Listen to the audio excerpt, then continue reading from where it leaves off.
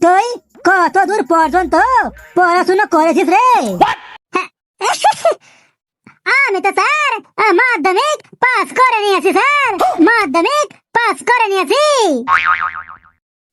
আরে কি বলিস, এত বুড়ো বয়সে তুই মাত্র মাধ্যমিক পাস করেছিস?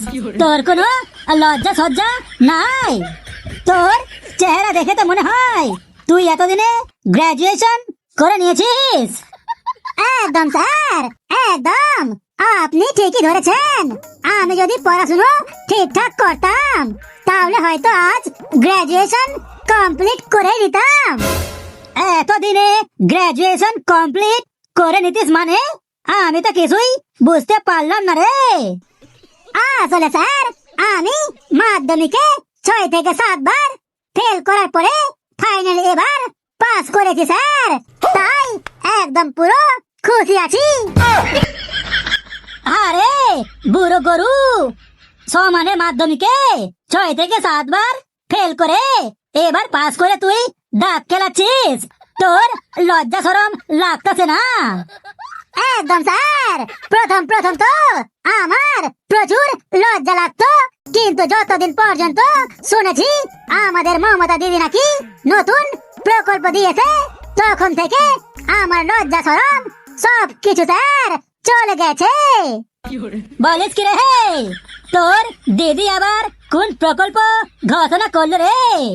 সামান্য মাধ্যমিক পাস করে তোর আবার এত গর্ব হচ্ছে? কি এমন প্রকল্প রে বল? এত অধৈর্য হওয়ার কোনো দরকার নেই স্যার, একটু অপেক্ষা করুন, একটু পরেই বুঝতে পারবেন আসল রহস্যটা। তবে তোর মধ্যে একটা ভালো ট্যালেন্ট তো আছে। এতবার ফেল করার পরেও পাস যখন করেছিস, তাহলে এত হাসিস? অনেকে হলে তো কবেই সুইসাইড করে যেত। আপনি স্যার একদম ঠিকই বলেছেন, এত ফেল করার পরেও পাস করেছি, তাও আমি এত হ্যাপি স্যার। আরে তোর মতো নির্লজ্জ আমি একটাও দেখি নাই। স্যার এত বেশি ঢং করেন না, আমাকে আপনি প্রশ্ন করুন, আমার ইন্টারভিউ নিন। আরে বেশ, তুই বলতো রে, আমাদের দেশের তাজমহল কে বানিয়েছেন? স্যার আমাদের এই তাজমহল বানিয়েছেন আমাদের দিদি, আপনার দিদি মমতা দিদি। আরে তুই কি পাগল টাগল হয়ে গেছিস নাকি রে? কি উল্টা পাল্টা বলতেছিস? তাজমহল তোদের মমতা দিদি নির্মাণ করেছেন কবে রে? কেন স্যার আপনি কি এটা জানেন না? আপনি কোথায় ঢুকেছিলেন? বেশি উল্টা পাল্টা কিন্তু বলবি না, না হলে কিন্তু আমার থেকে খারাপ আর কেউ হবে না। এবার তুই বলতো, স্বরাজ আমার জন্মগত অধিকার, এটা কে বলেছিল? কেন স্যার এটা আপনি জানেন না? আমাদের ফেভারিট, আপনার ফেভারিট, আমাদের অগ্নিকন্যা মমতা বন্দ্যোপাধ্যায়। বলিস কি রে? স্বরাজ আমার জন্মগত অধিকার, এটা তোদের দিদিমণি বলেছে? হ্যাঁ স্যার, যখন আমাদের মমতা দিদির পাশে বিরোধী দল অ্যাটাক করেছিল তখন উনি এটার প্রতিবাদ জানিয়েছিলেন, তারপরে বলেছিলেন স্যার স্বরাজ আমার জন্মগত অধিকার। হাই হাই, এখান থেকে কিন্তু ভালোই ভালোই বেরিয়ে যা, না হলে তোর যে কি অবস্থা করবো আমি এটা তুই নিজেও জানিস না। তোকে কোনো চাকরি দেব না, চুপচাপ এখান থেকে বেরিয়ে যা। আপনি কি আমাকে চাকরির গরম দেখাচ্ছেন? লাগবে না আপনার চাকরি, এখন আমরা আর কেউ গরিব না, আমাদের কোনো চাকরির দরকার নেই, আমাদের অলরেডি এখন পাচ্ছি। তুই আবার কোন আম্বানি রে যে তোর চাকরি লাগবে না? এখন থেকে আমরা সবাই বাড়িতে বসেই চাকরি করে টাকা ইনকাম করব, আমাদের দিদি ওটার ব্যবস্থা করে দিয়েছেন, আপনার চাকরি আপনি রাখুন, আমাদের দিদি এখন আমাদের বেকার ছেলেদের যুবসাথী ভাতার দিতেছে।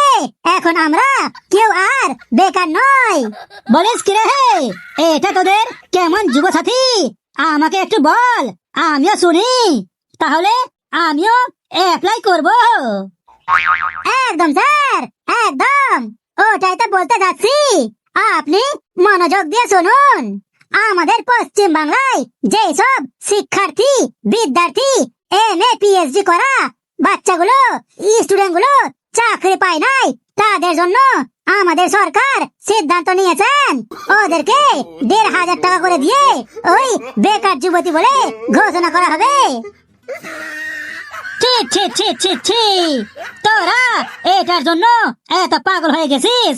শিক্ষার্থী হয়ে বিদ্যার্থী হয়ে বেকার ভাতা নিতেছিস? আরে স্যার, কোনো কিছু না করার থেকে বসে বসে যদি টাকা পাই তাহলে স্যার কে না নিতে চাই।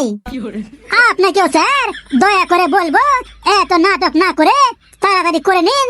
আপনাদের মাত্র 2 দিন সময় আছে। তাহলে দেখতেছি আমাকেও করে নিতে হবে, না হলে ওই টাকাটা হাত ছাড়া যাবে। ভাষণ দেওয়ার পরে দিব, আগে নিজে নিয়ে নি, যেটা সবাই করে। আরে যাব না বেগুনে তুরিতে, ও টুনি গো, আরে যাব না বেগুনে তুরিতে। মাধ্যমিক পাস করে গিয়েছি, ভাতারে টাকা পেয়েও গেছি। এখন চাকরি পাই না পাই তার তো দেখার দরকার নাই। এখন চাকরি পাই না পাই তার তো দেখার দরকার নাই। অশিক্ষিতরা চেয়ারে বসে ভাত দেয় শিক্ষিতদের। অশিক্ষিতরা চেয়ারে বসে ভাত দেয় শিক্ষিতদের।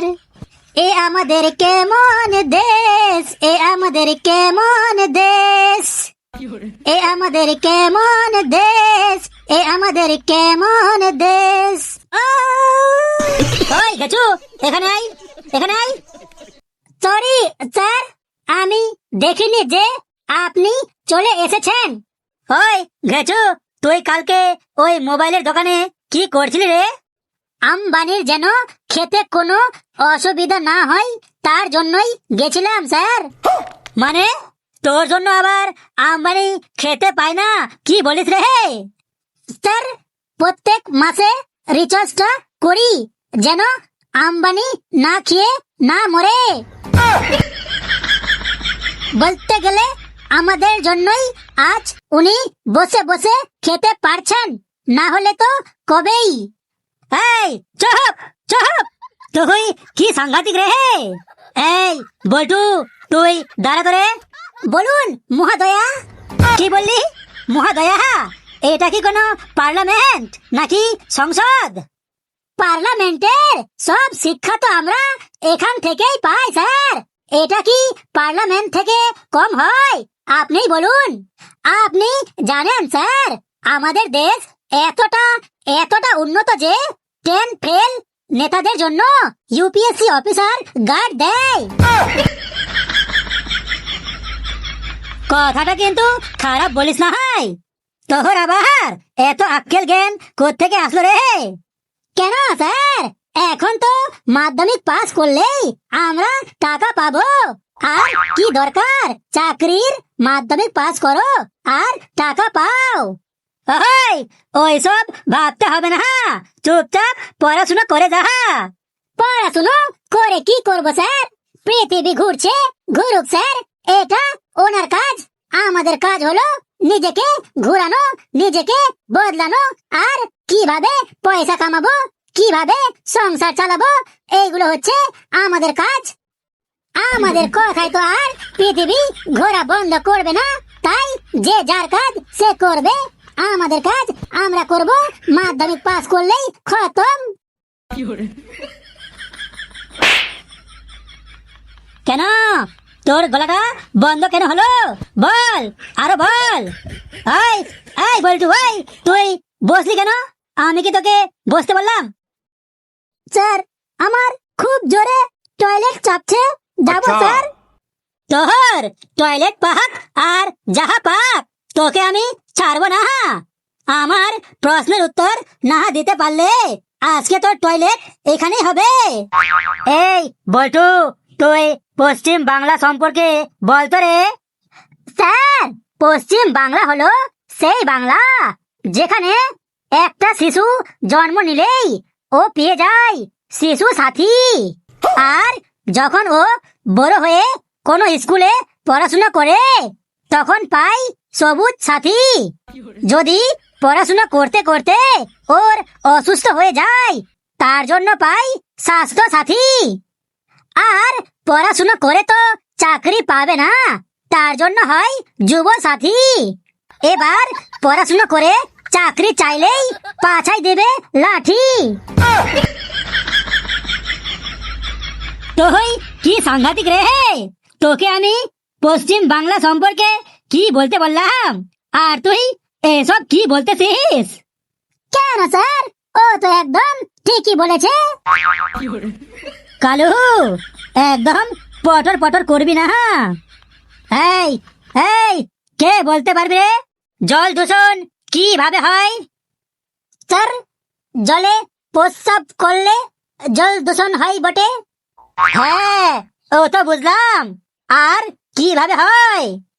আর জানি না স্যার। রে কালু, তুই বল জল দূষণ কিভাবে হয়? স্যার, হাগু করলেও জল দূষণ হয়। আরে হে, আর কি দিয়ে হয় ওটা বল। আর তো স্যার আমি জানি না। এই বলছু, তুই বলতো রে জল দূষণ আর কিভাবে হয়? স্যার, হাগু করার পরেও ছুচু করলে জল দূষিত হয়। এই, তোদের মুখ থেকে আর অন্য কিছু বের হয় না এইগুলো ছাড়া? তোদের আমি সব কটাকে আজকে কান ধরে দাঁড়িয়ে রাখবো বারান্দায়। এই এই কালু, তুই বলতো রে 1 মাস যদি টানা সূর্য না উঠে তাহলে কি হবে? স্যার, 1 মাস টানা যদি সূর্য না উঠে তাহলে 1 মাস টানা অন্ধকার হবে।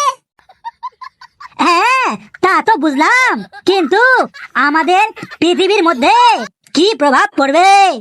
আমাদের পৃথিবীটাও স্যার টানা 1 মাস কুটকুট অন্ধকার থাকবে।